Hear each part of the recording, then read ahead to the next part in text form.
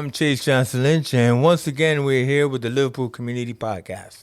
Here at the Big Condo Studios, where we invite people like yourselves to come in and have a chat. Talk with us for about an hour and everything. Share what they do and the importance that they provide to other people. I think a lot of people feel, well, am I important? Of course you are. Everybody's important, and such people that we have today proves that point. I am joined here by Mike Parr and Maxine Armstrong from the St. Joseph's Hospice. How are you guys doing? That's great. Yeah, glad to be here. Thanks for having us on, Chase. Hey, well, as you could tell, I have no opening to the show. It always changes with each person, so it's like, it's all good, right? But first of all, it's been fascinating talking to you guys because not only the work that you do, but you're also fellow podcasters Yes, and we are. everything. Yeah. Okay, and because you have a. What's interesting is that at the hospice, what you're going to explain to us what it's all about and what it does. Firstly, I would just like to say, as far as podcasting is concerned, it's more of a family-oriented type of podcast. Where you're dealing with the human element of people and and their lives and what people in their lives mean to them. And so this is a good intro into what is it that St. Joseph Hospice does.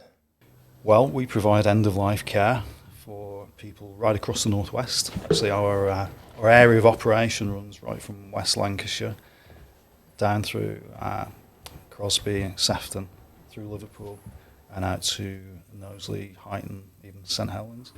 So we've got a really big area, and we take about 200 patients a year, or up to 200 patients. Wow. But you're based actually in Thornton and Crosby. Yeah. Yep. And you have not just a big bill, but you have a lot of acreage of land, don't you? We have 12 acres of beautiful woodlands around the hospice. Yes. 12 acres of beautiful woodlands Yes, we do. and everything like that, So, that just sounds beautiful. But there's different types of hospice care that when you were telling me about, I thought it would be interesting to let people know because, one of the main ones is end-of-life care that you deal with. But then there was one that Mike said the word, and I needed to spell it. What was it? Palliative care. Palliative care and everything. Now, what it is that, can you tell us what palliative care is? Well, palliative care is when someone can't be cured and has a life-limiting condition that can't be cured. So it can be, people can receive pain medication, be made comfortable, but they can't be cured. We predominantly will take patients who are what we would call end of life, so that would be in the last 6 weeks or so of life. So they're also palliative, but they're end of life as well. So, end of life is it's a situation that I think every family goes through. I was even saying to you, I lost both my parents and grandparents who spent their end of life in hospices. But what I was intrigued about was the type of care that your organization provides for people. It seems to be a very nurturing organization. And one of the things is that, Maxine, you used a very interesting term, is that you like to provide people with a dignified death. Yeah. A dignified and comfortable death that they've had a choice in. We offer patients the opportunity to have a choice in how they die. And to some people that would be quite alarming, I would think, to hear. But at the hospice, it's not. We make people comfortable. We want to obviously give support to their families as well, so that they can all be involved in their loved one having a dignified and comfortable death as much as is possible. Yeah, because the thing about it is that the nurturing and the caring for someone is a very personable thing. And even though you have a lot of staff, I think you said you have over 50 clinical staff.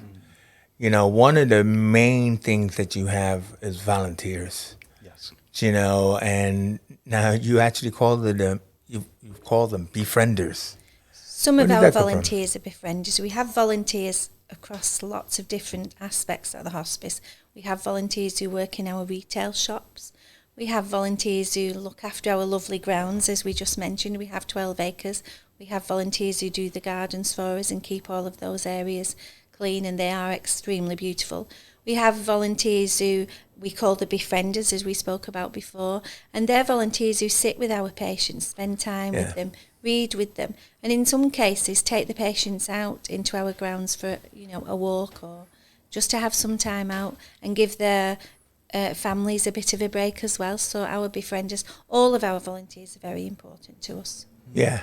But that's got to be something that's very comforting to your patients, isn't it? Because it's like, I think he gave me a quote from one of the women whose partner was a patient, where she says the whole hospice I felt like the whole hospice put its arms around me. Yeah.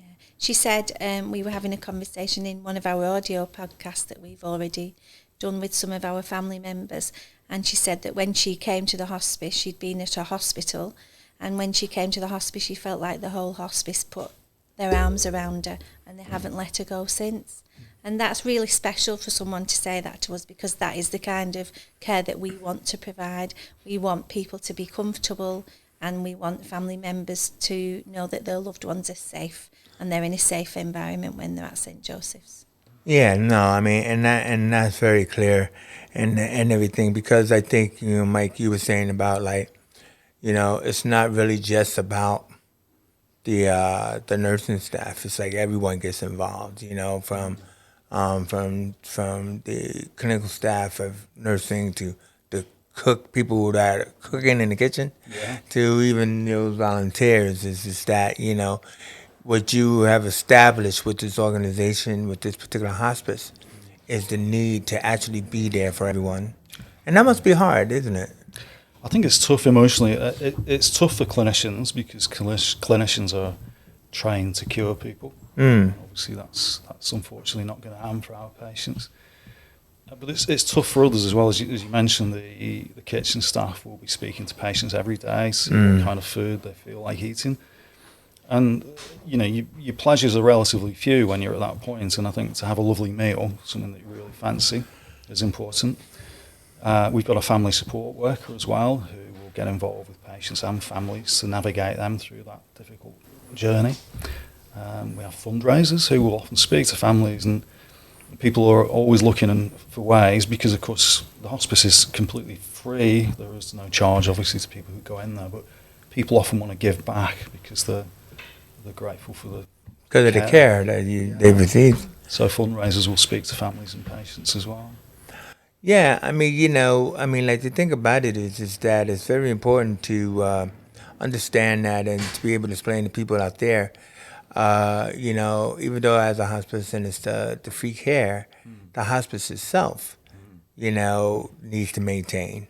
And I know that's kind of like one of the reasons, like, I wouldn't say one of the reasons why you're here, but one of the things that people should know is that support is a very important thing, because, this was like, the numbers is really high to maintain an organization like this. We're talking about, you only get maybe like about 30%, from the NHS. That's right. So, where do you get the others? And then, to maintain. And, so how, because you guys have been doing this for some time. You've been here for like about, I think you said like about 7 years, right? I've been here 7 years. Max has been here for just 3 years, yeah. Yes. Yeah. And how we raise the money is by going to our community and the people that use our services for support. Lots of ways. Corporates help us in many ways. The community helps us. We have a massive calendar of events.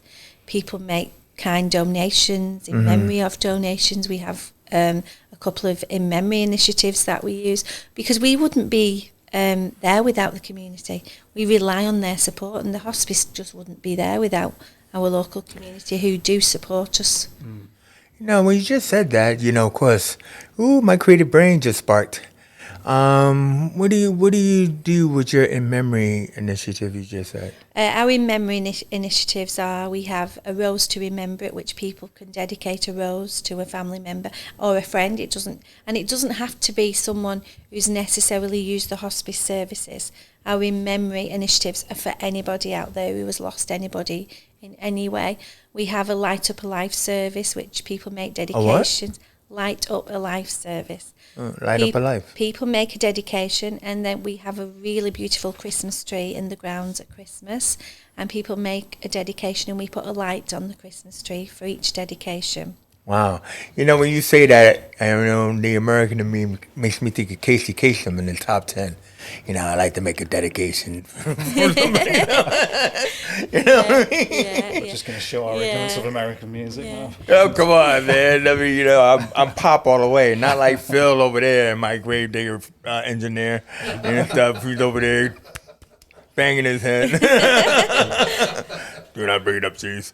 So, either way is that. Let's talk about the hospice itself and stuff, because I like the idea about the personality or the personableness that you try to engage people, like within in their rooms and stuff like that. They are inspired or allowed to, really make their final moments their moments. So. Yeah. Well, we talked about how, in some respects, there is a clinical element to this kind of care. There has to be. But I think historically, sometimes as a society, as we've got clever and we've developed technologies and methods of clinical care and so forth, there's always that danger that it can become too clinical a process, when in fact it's a really human process. To spend it's a privilege for us actually to look after somebody in the last few weeks of life whilst they're with us. And we want to make that as human a process as possible, so that it's, as Maxine said earlier, it's dignified and it's a comfortable death. And that's important, not obviously just for the patient to have a comfortable, dignified death, but also for the family to take that memory with them, because they might live for many years, of course, afterwards. And so it's important that the kind of service that we provide and the kind of care that we give is of a very high quality, because people will carry that with them. Yeah. Well, that kind of like leads me to your podcast, because like I did kind of like ask you guys, where did the inspiration, for your podcast come from? Nobody wants to take credit. Okay, it was my idea. Now we know it's not true. But basically, you decided to listen. We were talking, and we realized that you wanted to be able to share these family stories or to raise awareness about what it is that you're doing and stuff like that. So you came up with your first 6 episodes. We like to call them seasons, and everything like that. And tell me about that experience. We wanted to extend our reach to people, because there are still many people out there in the community who don't know what the hospice do. They have their own perception in some cases. Yeah. They're scared of the hospice, or they don't know what actually goes on there. They think it's a sad place to be, and it certainly isn't that. True. So people do have their own perception. So we decided to do the podcast in order to reach people and raise the profile, raise awareness of what we actually do at the hospice. And as well as the podcast, we actually invite people to come down to the hospice at any time. The hospice belongs to the community. We'd like to invite people to come walk through our lovely grounds, come and chat to us. So we made the series of podcasts, as you say, to involve all of that and to raise the profile and awareness about what hospices do in general. And I mean, basically one of the episodes, which turned out to be the last one that you've done, as far was, to talk to families and patients, because like you said, you did different ones like on retail, on fundraising and stuff like that. But you wanted to actually, spark that conversation. Tell me, how did that go? That was really, really good. I was involved in that one. And what we wanted to do was ask patients' families about their experience, what they'd experienced at the hospice, what support they'd found there, and, you know, whether that support had been as they expected, and in all cases it was better than they expected. We spoke to people who'd already lost a loved one. We spoke to people who had a loved one still with us at the hospice, and we actually spoke to a patient hospice as well. So we got 3 different perspectives on it, about their experience, the care we provide, and the support that the hospice gives to them. And it was quite endearing. Yeah, I mean, I just think that, you know, it's important to engage with people, you know, at this stage, because how many times could you hear or have that conversation, to understand that you're not alone in a situation like this, you know? So like I was like saying, like obviously you guys plan on doing your next series and everything, you know, and I was saying that should be a direction to think about, because, you know, to be able to just hear because think about the fact that when that podcast is over, like if it's with a patient, you know, their families can continue to go back to that podcast. And then also, too, is now, I didn't say where you can find these people, because basically they have been doing audio podcasts on Spotify, I believe, right? Yeah, I think so. Yeah. You Was think? It Spotify? I'm not Yes, sure. it was. I Well, think it was Mike. available on all platforms. Do you notice how people are looking off camera? Right? Because there's somebody here who don't want to be on camera. Is it on Spotify?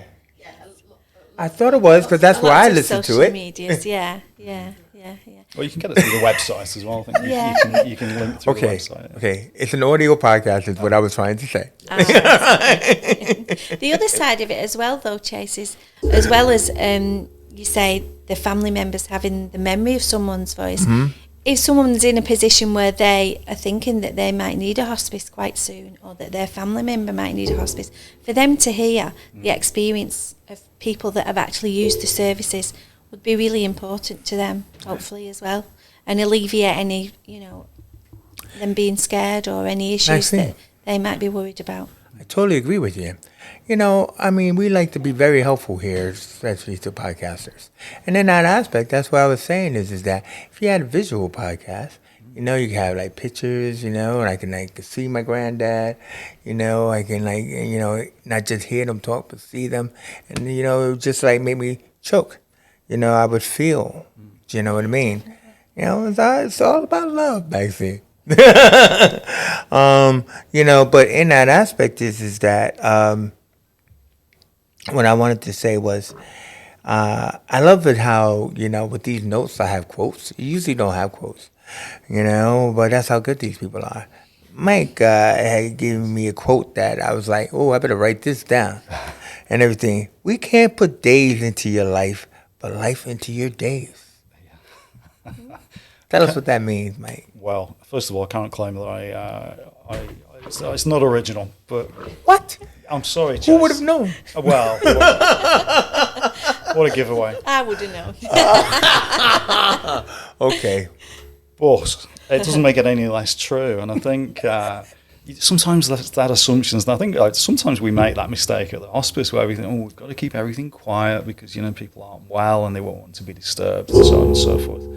But actually, by and large, the opposite is true. Exactly. People want some life. They want something going on around them. Exactly. And I mean that's influenced a lot of our projects. Like we talked about it earlier about the footpaths, so that people can go outside into the grounds.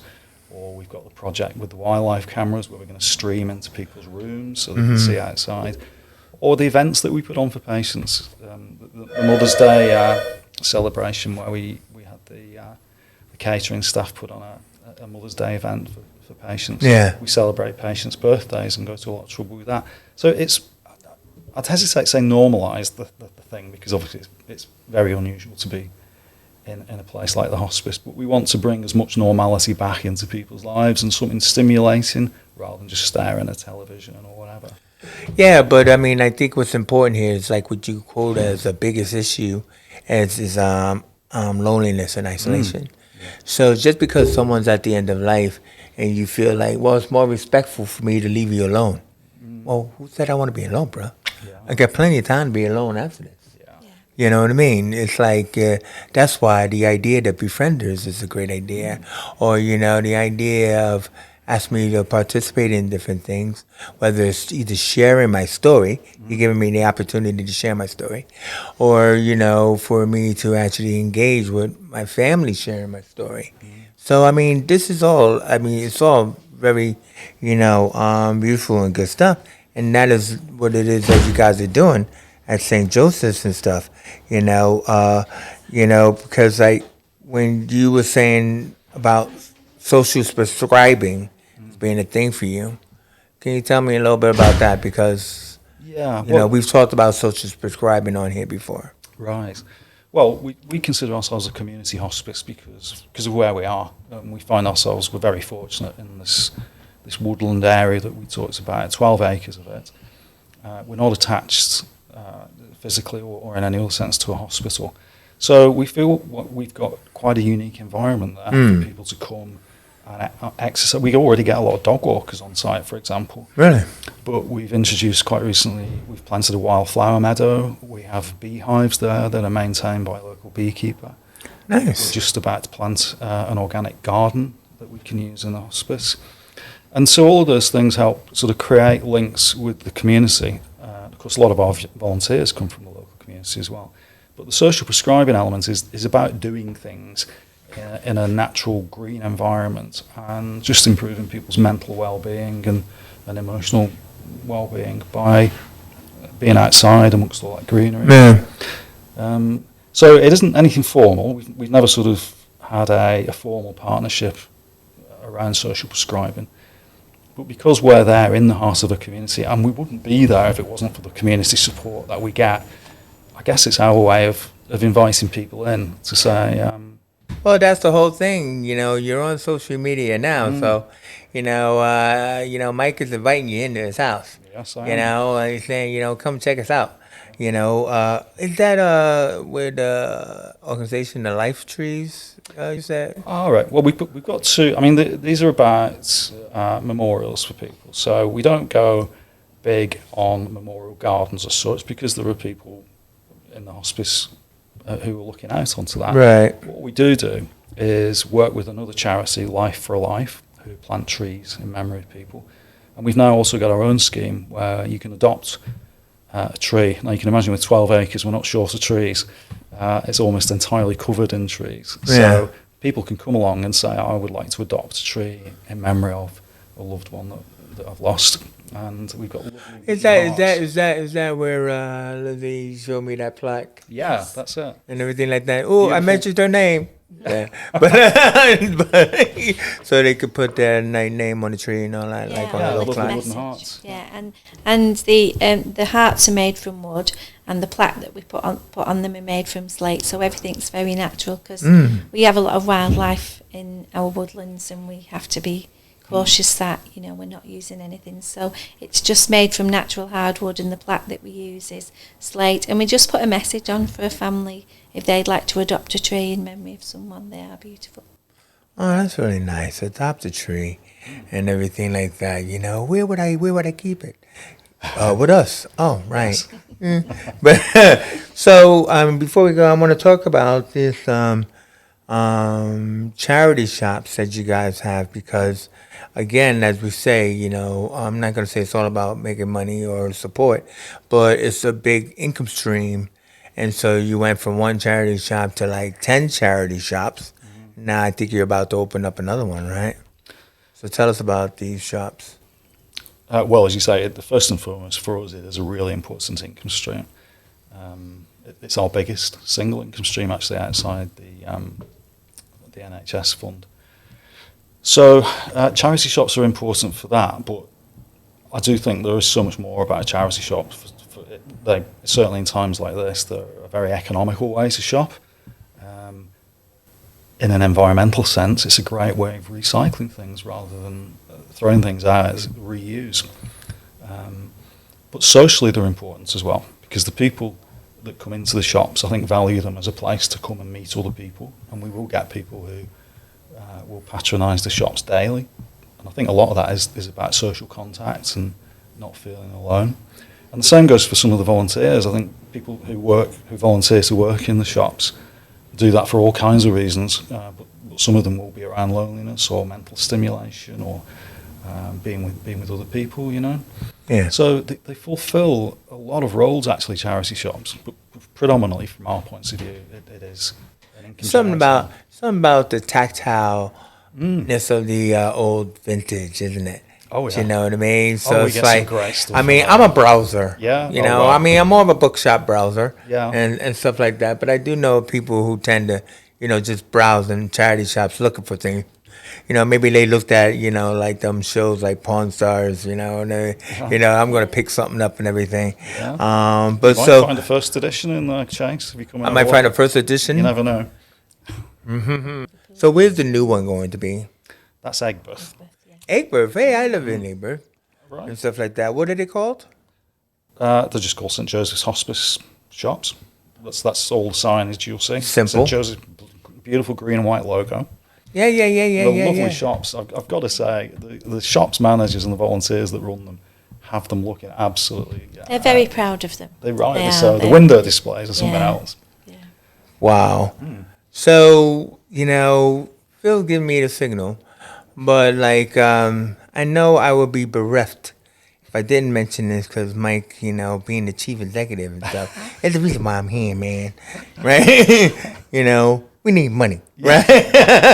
Certainly do. Basically, one of your main goals is to fund a new building or the expansion on the old building, isn't it? Yeah. But it's going to take what? About 3 mil, we think. 3 million. Let me go in my pocket. Yeah. But yeah, no, but tell us the benefit of this building because you already talked about the acreage. You already talked about the staff and the love and the support that you provide and everything. But what you just need is a bigger space. Why? Well, I mean, so first of all, actually getting finance for anything, even for the running costs, that's the hardest bit of running the hospice generally. But for capital projects, which we call a capital project like this, where it's a big build, we think it's important, well, for lots of reasons, actually. Just in the broader context, most hospice care these days is actually delivered in the community. We are something of an outlier insofar as all the patients we treat are inpatients in patient rooms. So what we wanted to do was expand our services so we could reach more people who needed support or end-of-life care, but who aren't ready to be admitted to a bed. And loneliness is such a big issue out there these days. People are living for longer. A lot of people are living alone. So we wanted to create a safe space with a cafe, looking out into our beautiful grounds. More income stream. Essentially. And so that's the plan. We want to offer different kinds of therapies, non-clinical therapies, complementary therapy, counselling services, even some personal care things like hairdressing or nails, because sometimes that's difficult for people to access or difficult for them to do. Yeah. Particularly when people are ill, you know. So we want to offer all of that there. Some of the added benefits for us will be we'll join our buildings up and create more space, because it's a very old hospice, 50 years old. Yeah. Space is at a premium, so we'll get a little You bit use more a paint space. Yeah. But primarily, it's trying to reach more people. Loneliness can exacerbate end-of-life conditions. It can make people feel much worse, Yeah. being isolated. So that's really what we're trying to tackle with it. Well, I guess also one of the main things is just to help you out there, Mike. You know, it's like my organization, but is that you're looking for rooms for families as well Yes, yeah. and stuff like that, Yes, we- which you don't have the space for. No. Yeah, we don't just offer support to our patients, we offer support to their families and carers and loved ones, even their friends in some cases if they haven't got family members. And some of the services Mike mentioned, like the counselling and the complementary therapies, we would hope to offer those to family members as well, because Yeah. this is a journey that they're going through while their patient or their loved one is with us, and they need just as much support from us as the patient, sometimes more support. As you were hinting at, though, Chase, some people sometimes will need to stay over as well, because Yeah. Exactly. Quite I often. mean, you know, if I was going to lose my father or grandfather or whatever, something like that, you know, it's like it'd be hard for me to go home and then to find out that they passed through the night or whatever. Yeah, exactly. Stuff, and I mean, I wasn't close enough to get there fast enough or whatever. Yes. So, I mean, like, I would think that that is more of a good reason why St. Joseph's Hospice needs the support and everything. Listen, guys, that was a real interesting conversation. I hope you found it as enlightening as I have found it, and everything like that. I got a tree growing out my head. But I would like to thank Maxine Armstrong, who's going to be the new host of the St. Joseph's Hospice podcast that will come out hopefully on video. And Mike Parr, the chief executive, he's not shy, is he? But he needs your money. But Yes, we do. We definitely do, yeah. yeah, we all do. But like either way you look at it is, I also like to thank Lindsay off to the side. Good support. Thank you for having us, Can we Chase. thank you? Honestly, it's been a really enlightening. We've learned a lot just chatting. And You know thanks what? for the opportunity to come on and chat with you. You know what? No one's ever thanked me, have they, Phil? Never. Never. Well, I let us be the love behalf. it first. I love it first on this show. So thank Nobody you. thanks me either. I thank you all the time. Thanks, Phil. Thank you to both of you, yeah. Thank you, Phil. So, you know what? We out of here.